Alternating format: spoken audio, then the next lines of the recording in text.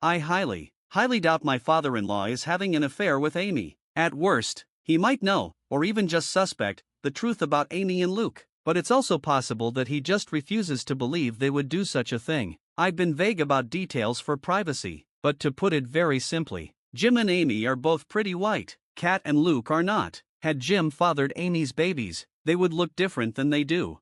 Nevertheless, I do have an update. While a stream of comments have called me spineless and naive, called me a sister wife, as an ex-Mormon, that hits a particular nerve, and most recently, a stream of comments have said my story is fake. Fair enough. It's the internet. But Luke is not the first scumbag husband to have two families. Several other comments have been incredibly kind and supportive, and I really appreciate that. Apologies if I haven't responded to a comment or direct message that you sent. I covered as many as I could, but I was literally getting hundreds, so I definitely missed several of them.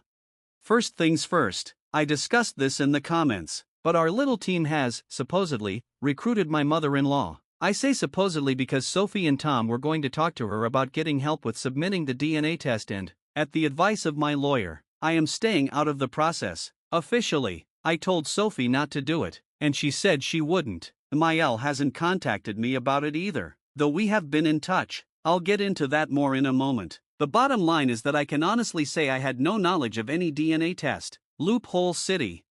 Another bit of good news. I was digging through the paperwork in preparation for my divorce, wanting to get a head start against Luke, and one thing that came to my attention is that my name is on the paperwork for our home. Luke's name is not. I was the one who bought the house, and we always planned to add Luke onto the paperwork at some point, but we never got around to it, and eventually the idea was forgotten. It was my lawyer, Paige, who pointed this out to me, and it was like finding a winning lottery ticket on the ground. I don't know where I'd be without Paige. She's a dear friend from college who I reached out to, hat in hand, for help. She's been there for me this past week, not just as legal counsel but as a friend I really needed right now. The thing is, she's not our lawyer. Me and Luke, we have our own family attorney who has helped us out of jams in the past. We clashed with our HOA a few years ago. Not worth getting into right now, but Paige is a lawyer who specializes in family law and has handled divorces before. Luke remembers her from college and knows she went into law but doesn't know she's a divorce attorney, so I can have her over for coffee like we're catching up, and he has no idea anything is going on. Turns out, he's not the only one who can harbor someone under his spouse's nose under the guise of being a friend. So, on to the update.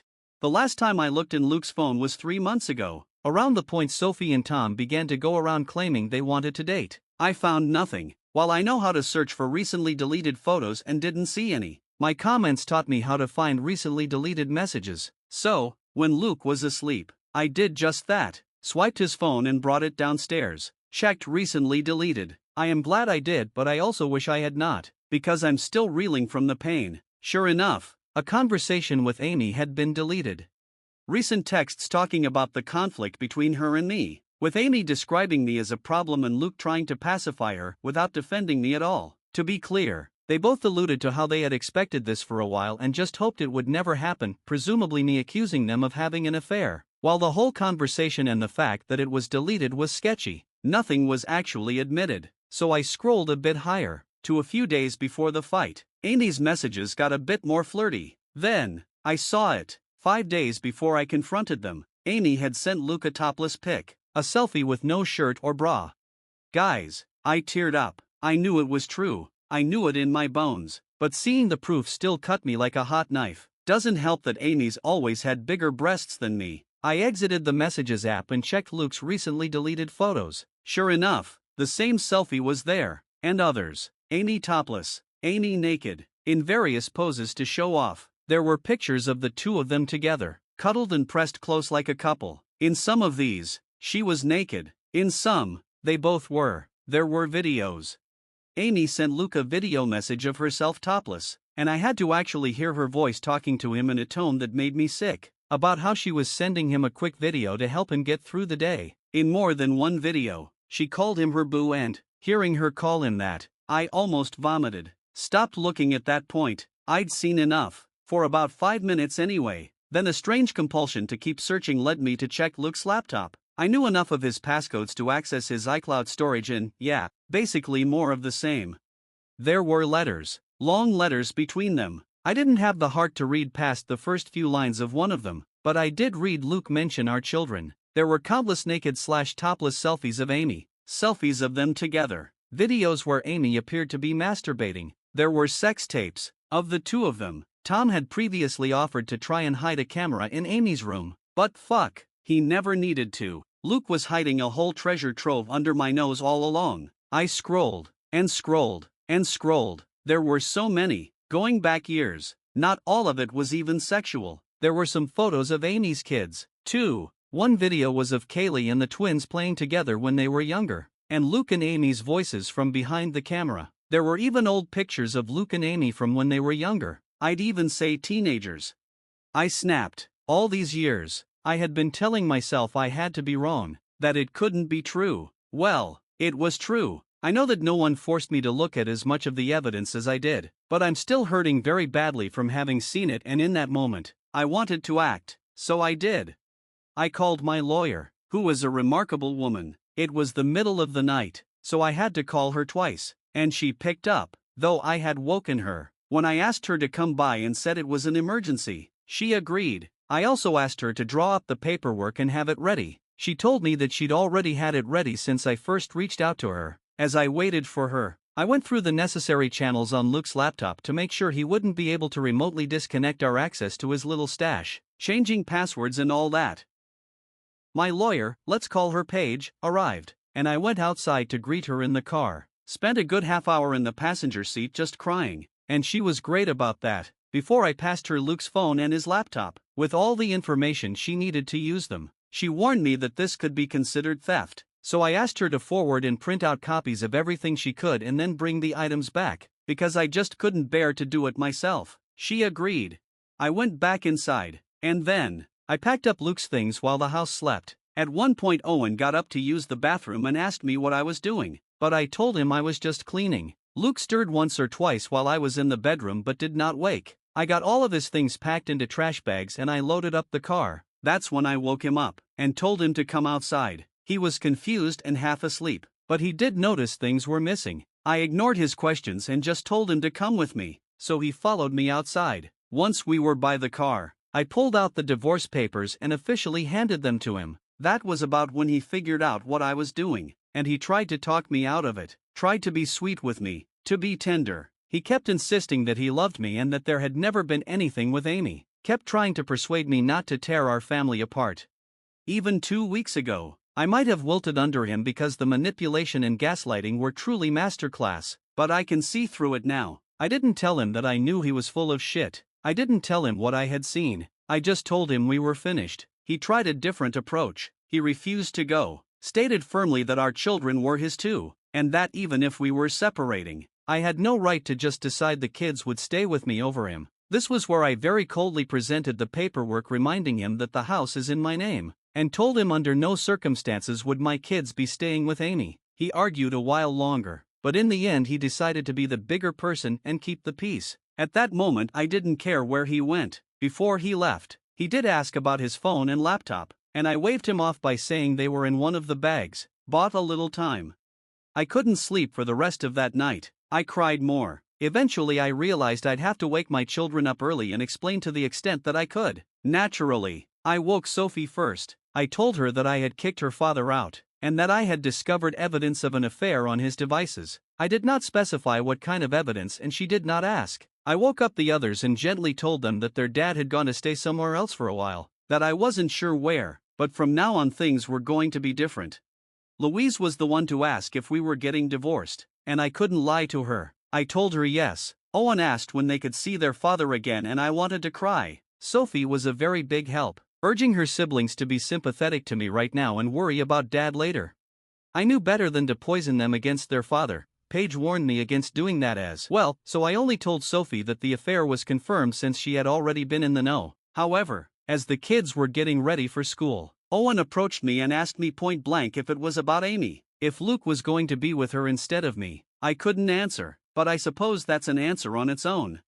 Got the kids to school, and my next step was calling to have the locks changed. I knew Luke would be back for his devices before long, but thankfully Paige returned with them before he showed up again. It was a very quick visit. She just told me that all was accomplished, and she had records of everything we would need in court.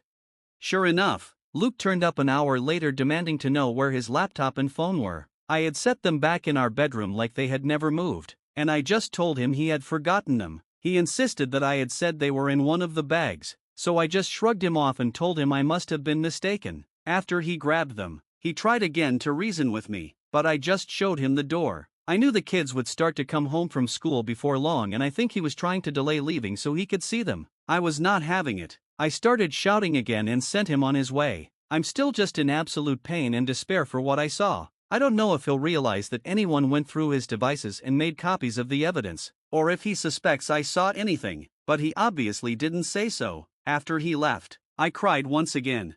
Talked to my mother-in-law that night. Apparently Luke did show up to his parents' house, which was a surprise, as I was so certain he'd stay with Amy. But maybe even he knows how suspicious that would look to the children and doesn't want to rock the boat as much. Maybe he knows I'm more likely to let my children see their grandmother than Amy at this point, and he wants to see them to give his version of events. That is not happening.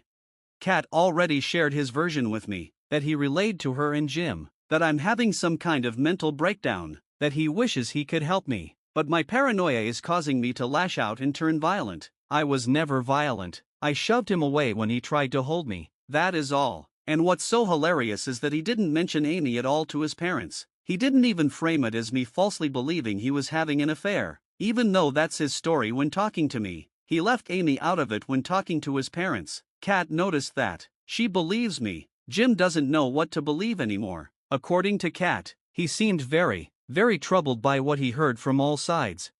As for Amy, she's radio silent. Tom has told Sophie that she's acting like nothing is wrong but is clearly stressed out. That when her children ask, she makes the same sort of claims, that I am having some kind of emotional, nervous breakdown, and pushing her away, as well as Luke. She doesn't mention anything about my accusing them of an affair, but still puts it all on me. Amy has not reached out to talk to me directly, and I have not tried talking to her since our big argument. I haven't really told my kids anything, just that I'm having disagreements with Luke and Amy, though I was very clear that it is not a question of my mental health. Honestly, I think they all kind of know what's going on. Sophie continues to be my rock, as I try to be for her and the others, and Tom continues to be our spy in the ranks. Right now, my biggest regret is the stress that all of this is causing on the children, which I knew it would, but it still needed to be done. My life has fallen apart, but it was never my life. As far as the deed being in my name, it's not an absolute hook, line, and sinker, but Paige is convinced that between that and my having been the one paying the mortgage, I stand a very good chance. It could be interpreted as a common marital property, but I'm going for primary custody with supervised visits anyway. I'm playing hardball. People also questioned whether I should still be posting these, but so long as it's all anonymous, I am in the clear. Doesn't even matter if someone who knows me could figure out I posted this. I didn't use any real names, or reveal my location, or anything like that. As for the laptop, even Paige admitted that was questionable, but technically I gave permission and she was only doing what I could have easily done on my own. I just really didn't want to go through all of that content.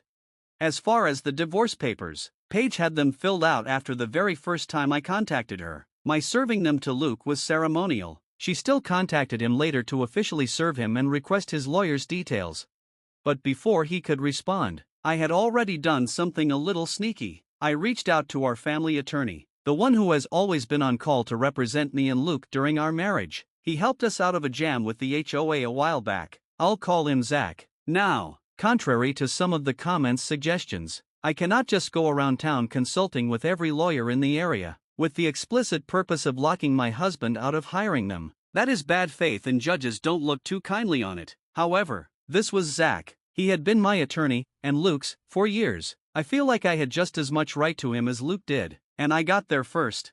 So I was able to nail down our family's lawyer, met with both him and Paige, and boy howdy, do they not like each other? Zach brought up some of the same problems as some of my comments. He argued that Paige's activity was in the gray area and urged me to hire him to represent me in the divorce instead. That caused a bit of conflict as Paige is explicitly a family attorney and this is her specialization. So I'm going to be consulting both of them from here on out. Zach actually thinks it's a good thing that I made these posts as they can't really do much other than prove my sanity when Luke and Amy try to argue otherwise.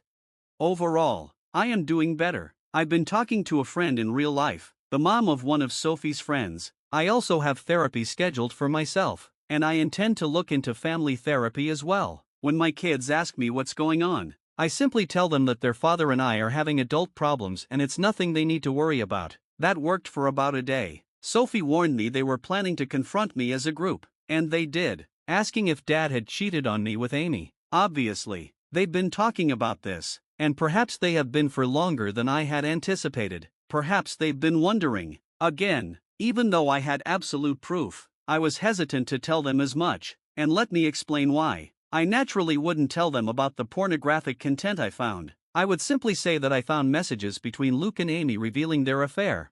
But, with the exception of Sophie, they wouldn't be satisfied with that. I already know Carter, curious little sweetheart that he is, would want to see these messages. So instead, when I was asked directly by my kids if their dad had cheated on me, I simply said I believe he did. Yes, with as much sincerity as I could muster. I think they believe me. Tom and Sophie are texting nonstop, and from what I can gather, there's doubt among Amy's children as well, that this is about me losing my mind and not about their mother being too close to my husband. I think it's slowly sinking in for poor Jim that what he didn't want to believe was possible is very much possible, and it's happening. I haven't shown him or Kat any letters or anything. They're hosting Luke, so I haven't had much of any contact with them at all. But I did have one phone call with Kat where we wished each other well. That was nice. In the background, I could hear shouting, and though Kat quickly went outside, I did hear what sounded like Jim shouting at Luke. He doesn't usually shout. He's the calmest man I've ever met. So in a way I'm worried about him but also relieved that the wool is being pulled off of his eyes. According to Kat, Luke is still staunchly denying everything. He was pretty upset when he found out that I had poached Zach, though, which gave me a kind of grim satisfaction. The test results came back. Sophie and Tom tested their DNA against each other to see if they truly are blood siblings. Here's a surprise: according to the test, they're not. They don't share any DNA. To everyone who believed Jim had fathered Amy's babies, here is definitive proof that he did not, because the test would have revealed that too, but I never believed it anyway. Sophie has her doubts and wonders if the results weren't faulty and if we shouldn't take another test to be absolutely certain, but I'm not really worried about that. More confused than anything. I was so certain Tom had to be Luke's son. He was too. Now he doesn't know what to think and I don't either. I obviously now know the affair happened and lasted years, and I know from the letters that Kaylee is Luke's child, or at least both he and Amy seem to believe she is, which confirms they were intimate 15 years ago. Now I'm just wondering for Tom's sake, who, if not Luke, is his father? He does kind of look like Luke, but that might just be coincidence. In general, everything was quiet for a few days. Until it wasn't, until she finally showed her face, my best friend Amy. I am so happy I installed Ring cameras everywhere, as you are about to understand. Sure enough, Amy turned up on my doorstep and asked to talk. She had a relaxed demeanor and did not raise her voice, assuming she was approaching me on Luke's behalf. I told her that I wasn't interested in talking to her and to just go away. She did not leave, but she didn't make a scene either. She persisted in telling me we needed to have a conversation. The kids weren't home, and did have cameras inside. I was also recording her on my phone and being discreet about it, so eventually I relented and let her in. I don't know if she realized she was on camera. We sat down on the couch, and she instantly got into the reason for her visit. Turns out, she and Luke know, or suspect, that I procured damning material from his laptop. Amy accused me of going through his devices and told me that anything I found was not my business and I needed to delete it. That was all she had to say. No apology, no admission of guilt. Didn't take responsibility for her own behavior. Hell, she might have known I was recording her, because she didn't even directly acknowledge what the sensitive material on Luke's laptop actually was. So I confronted her, letting out some of my anger. I asked how she could have the nerve to make demands of me. I asked her why she and Luke would do a thing like this in the first place. Why had they seen fit to spend all these years betraying me? I posed the question that I'd been wondering about for a long time, and as I expected, I got no answer. Literally, Amy didn't seem to really hear me even as I confronted her. She seemed like she was stressed, panicked, even, but she was keeping it under wraps. She ignored my questions and accusations, and just kept telling me to delete whatever content from Luke's laptop that I had. She said that if I wanted to divorce Luke, that was my call, but not to drag her into it. Oh, that made me so mad. I kept my temper, but I did snap back that she was already very much in it. Amy just kept repeating herself, telling me to delete whatever I found. So I just refused. I asked her, point blank, why I should. Why did I have any reason to? Amy got more aggressive, raising her voice. She was trying to intimidate me, but I held my ground. She told me that this wasn't about me, and that I needed to just do as she said, that it was very important. So, I asked again, why? And yet again, she would not answer. So I asked her if Luke had sent her to do this or if she had shown up on her own. No answer to that either. It was like talking to a brick wall. So I asked her to leave, just as I'd been afraid of. She wouldn't go. She refused to leave until I had deleted everything I'd found in front of her. I couldn't help laughing. I told her no, that wasn't going to happen. This is where I could see her starting to freak out more. In another moment, she got up, ran into the other room, and grabbed my laptop. Before I could stop her, she smashed it on the floor. I really don't know why she thought that would work or get her the outcome she wanted. I think she was just panicking. Obviously, I still have everything, except now I need to buy a new laptop. And, sadly, her doing this was out of frame of the camera. But it's fine, all of my important files are backed up. And at that moment, I was more concerned that Amy would do something else drastic. She looked like she was going to have a breakdown. I tried again, very calmly, to tell her that she needed to leave or I would call the police. She refused again, and just kept repeating her demand that I drop this whole cheating angle and divorce Luke without trying to argue that an affair took place. At that point I just stared at her, at the woman I had considered one of my dearest friends in all the world, and I told her that I didn't owe her anything, but she owed her children the truth, that they had the right to know where they came from, who Luke really was to them. Amy bristled and told me it was none of my business, that I didn't understand her family and I needed to back off. She kept going back to this idea that I could divorce Luke, but I must not claim he'd had an affair with her. I just told her that I didn't need her permission to handle my divorce how I wanted, and told her again to leave. She got more and more desperate, and her anger accelerated to the point that she physically attacked me. I did not expect her to actually do this. I'm not much of a fighter, but I do know the human body pretty well, and where it's weakest. She hurt me pretty badly, but I got her off me. That part was very much on camera, and the whole audio was recorded on my phone. She finally left after that, and I immediately called to file a police report. I had the strangest feeling she'd try something similar and wanted to beat her to the punch. I was able to clean myself up by the time I had to face my kids, and while I downplayed the story, I did not lie to them about why I had a black eye. I told them, for their own safety, to steer clear of Amy. I also sent the footage to Paige and Zach, as well as pictures of my injured state before I cleaned up. They've also printed out the letters that reference Kaylee as Luke's child. I really feel like Amy just screwed herself over on all this. I don't know what her motives were. Was she protecting Luke? Was this his idea? Does she just really not want the world to know she's a homewrecker? Is she covering her own ass? As if people didn't know already? The more of my social circle I talk to, and inform of the basics, the more people are confessing that they had wondered in the past if Luke wasn't cheating on me, but didn't have any concrete proof. I suppose Amy doesn't want her kids to know who fathered them, which does line up, but I'm still not sure about Tom. I didn't ask Amy about him in particular. A lot has happened. I don't really want to talk about all of it in detail, so I'm going to keep this short. I know I never shut up, it's just how I am, but I'm going to be much more brief this go around. Luke has a lawyer now. I don't know him, but he met with Zach and Paige. To everyone saying I should have Amy arrested, I probably could have if I had shown the police the video. Instead, I just sent it to my lawyer. Maybe this makes me foolish, but even now, I think part of me is still trying to protect people I once loved and go easy on them. But everything's been on hold for the past few days, because Jim had a heart attack. I saw Luke and I saw Amy, and Amy's kids, at the funeral. It was the first time we were all together since before all this happened. Nobody talked about what's going on, short of Amy briefly apologizing for what happened before. She did seem sincere, I'll give her that, but I wasn't about to call her out anyway. Amy, Luke, and Kat all seemed pretty devastated. I was too, but we all agreed not to argue or talk about the divorce and to just let the day be a ceasefire to focus on Jim. Luke and I had a nice conversation about him. I've been spending time with my kids and taking a couple of days off work. I have enough of them on the back burner. Luke also saw the kids, twice, before and after the funeral, with me present. It went well, at my direction, and Sophie's. They didn't mention Amy, and Luke didn't try anything funny with any of them. I think he does miss them and hate that he can't see them. Thanks to all this, the kids are also pretty upset about losing Grandpa, on top of not being able to see Dad as much as before. I don't think any of them blame me, but that's far from the point. Frankly, Carter slept in my bed the last 3 nights.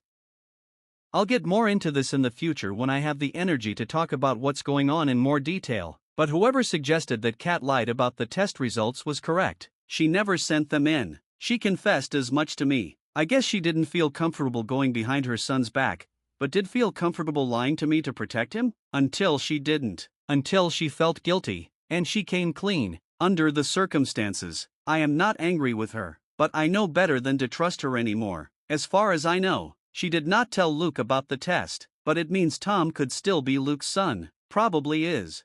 My lawyers finished going through Luke and Amy's letters with a finer tooth comb. The bottom line is, they definitely found what it was that Amy didn't want me to see, and I now completely understand why she was so panicked. It has to do with why Amy and Luke didn't marry conventionally. They did something very bad, but this is genuinely something that I'm not sure I should be talking about, even on an anonymous internet post. I haven't even been able to collect my feelings about what Amy and Luke have done, especially with everything else going on, so I don't know if I should be more explicit. I'm sorry, I know that's not what anyone wanted to hear, but please try to understand. Paige agreed with me that when in doubt, don't post it. I've told my lawyers to put a pin in it for now because I'm in no fit state to figure out how to proceed with it or if I should use it against them.